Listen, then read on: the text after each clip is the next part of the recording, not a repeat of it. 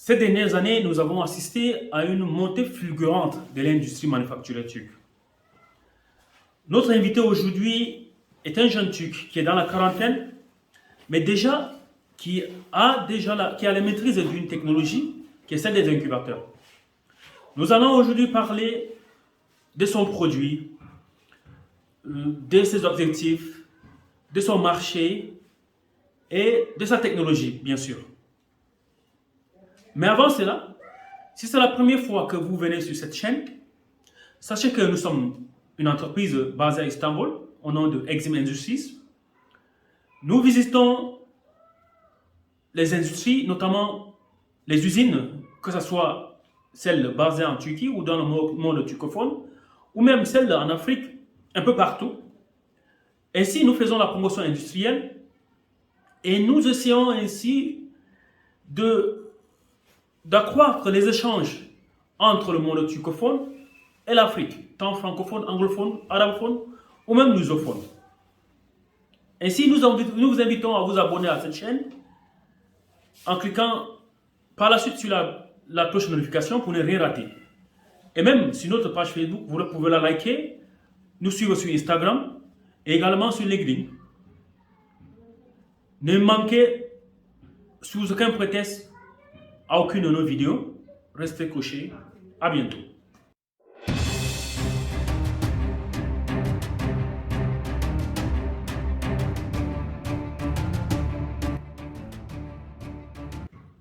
Bon retour et bienvenue à nouveau sur Exim Industries.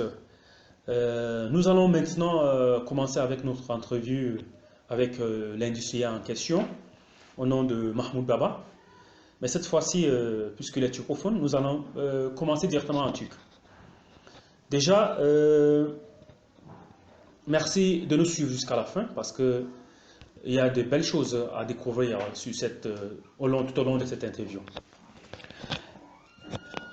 Hoş geldiniz Mahmut Bey.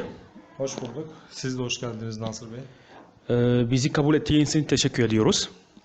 Ben de böyle bir projede bize de yer verdiğiniz için çok teşekkür ederim. Rica ederiz. Baştan kendinize tanıtabilir misiniz?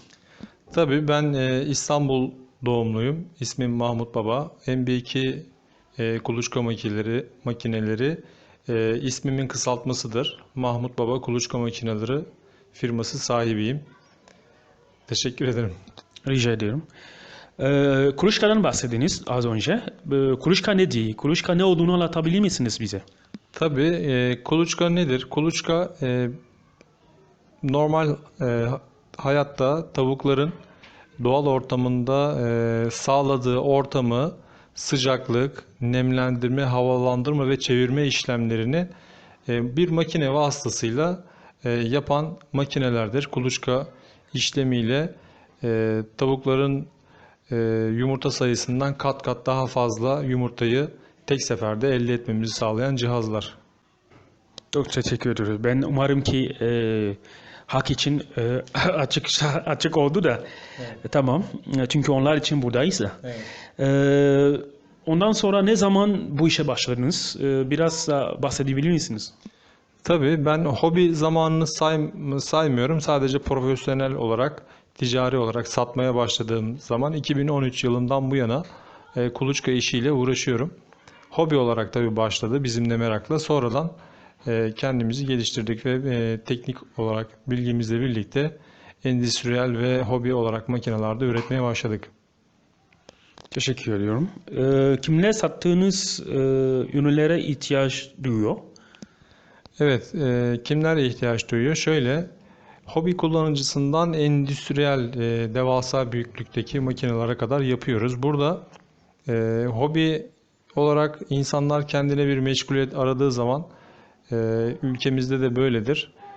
Bir emekliler kendine bir meşguliyet aradıkları zaman kuluçka onlar için gerçekten iyi ve dinlendirici, stres atıcı bir meşguliyet oluyor ve daha sonra aile işletmeleri bir ailenin kendini geçindirebileceği kadar bir gelir elde etmesini sağlayan kuluçka makineleri orta halli bir makineler oluyor. Küçük işletmeler için diyoruz bunlara.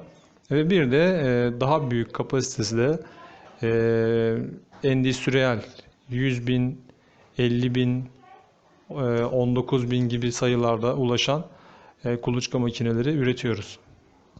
Tamamdır. Bu az önce sanki ürünlerin modellerinden bahsetmeye başladınız. Ama daha derinli bir şekilde konuşabilir misiniz? Anlatabilir misiniz ne olduğunu? Evcil kullanılan kuluçkalar da var da endüstriyel tesislerde de kullanılan var. Bunları açıkçası anlatabilir misiniz? Bahsedebilir misiniz? Tabii şimdi 100 yumurtaya kadar bir hobi kuluçka makinesi diyebiliriz.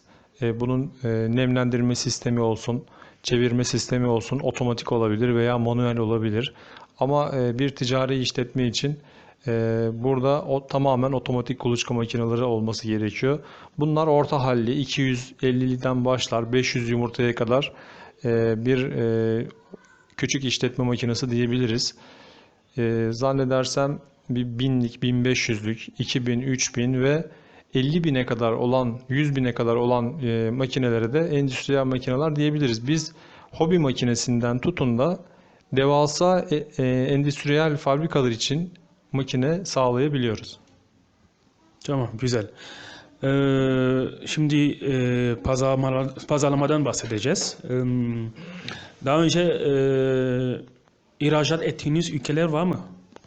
Evet, bizim Türkiye olarak konumumuzu da göz önünde bulundurursak, dünyanın biraz Asya, Afrika ve Avrupa tam ortasında olduğundan dolayı ve son yıllardır, 1-5 yıldır benim gözlemlediğim kadarıyla ciddi manada bir Türkiye'den talep oluyor. Pandemi sonrasıyla da hızla gelişen durumlar göz önünde bulundurarak biz ihracatımızı daha çok Afrika bölgesine yoğunlaştırmak ve hedefimizi oraya tutuyoruz. Yani işler bunu gerektiriyor. Öyle gösteriyor çünkü müşteri. Önümüzdeki geçmiş yakın zamanda bir fuarda Afrika ile ilgili güzel bağlantılar yaptık. Nijerya'da bir bayilik anlaşması yaptık. Onun dışında ihracatımız, çalışmalarımız fuarlarla birlikte hızlı bir şekilde devam ediyor. Tamamdır, sağ ol. Umarım ki böyle bir inisiyatifle daha çok satarsınız. Daha bu video dünyanın her köşesine gider biliyorsunuz. Zaten internetin gücü budur. Evet. Sabit bir şey değil. Her yerinden ulaşabiliyor diye. Evet, Tamam. şimdi ben o konuda sana bir şey söylemek istiyorum. Çünkü ben de hobi olarak başladığım zaman YouTube kanalım vardı ve hala devam ediyor ama şu an çok fazla video çekemiyorum. Ama beni endüstriyel makine üretmeye iten süreç YouTube'da bir video ile başladı benim de aslında. YouTube kanalından böyle sorular, cevaplar falan geldikçe tabii o zaman kanalı kurdum ama ben sadece video işte makine nasıl kullanılır falan öğretmeye çalışıyordum insanlara ama çok büyük kitlelere ulaştık Türkiye'de ve dünyada da birçok yerden bizden öğrendi insanlar bunu. Ben videonun, sosyal medyanın hem Türkiye için hem Afrika için ve diğer bütün dünyadaki insanlar için de birbirlerini birleştiren videoların bu sosyal medyanın güzel kullanıldığı zaman çok faydalı işlere imza atacağını düşünüyorum. Bu projelerinde de seni destekliyorum ve çok merak da ediyorum. İnşallah iyi sonuçlar elde edebiliriz. İnşallah, inşallah. Çok büyük talepler bekliyoruz bizim diğer izleyicilerin. Tamam.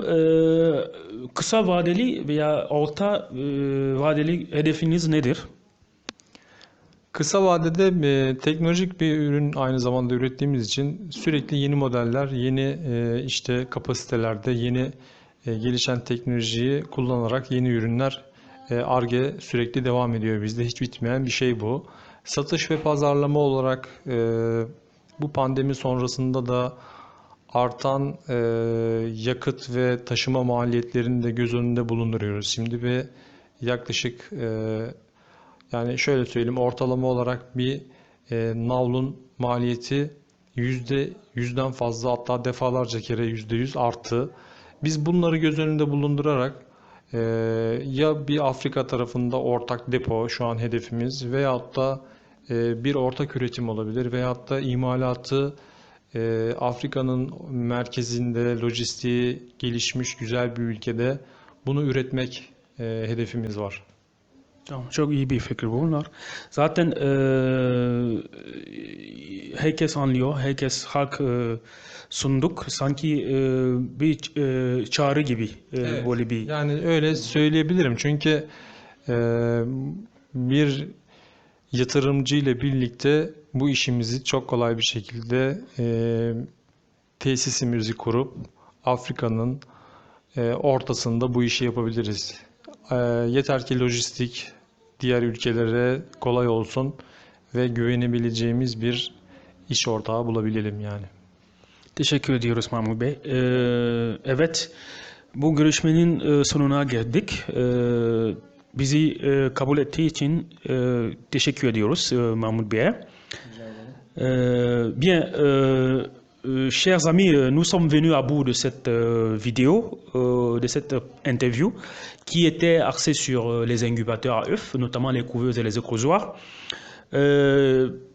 Surtout, n'oubliez pas de vous abonner sur cette chaîne YouTube et d'activer la cloche de notification parce que nous avons beaucoup de choses à découvrir à travers cette chaîne, des industries, que ce soit en Afrique, en Turquie ou bien des pays environnants où on parle la langue turque. Surtout, en ce qui concerne les couveuses, si vous avez des questions ou bien si vous voulez travailler avec M. Mahmoud, MBK Incubators, n'hésitez pas à nous écrire à exim@eximindustries.com. Nous serons prompts à vous répondre et de sorte qu'il y ait une collaboration fructueuse et saine entre vous et MBK Incubators. Merci beaucoup et à très bientôt. Bye bye.